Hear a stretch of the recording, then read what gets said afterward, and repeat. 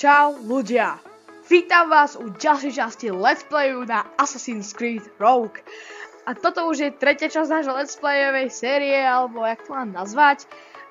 Série na všetky vaše hejty, nie vaše, ale hejty od ľudí, ako sú ten Šťavík alebo Dusík, ako je pán Typek, ktorý má moc na boské.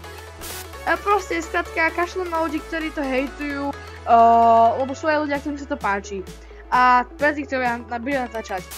No, pozrite na tie hory. Dobre, nevyjadrujem sa.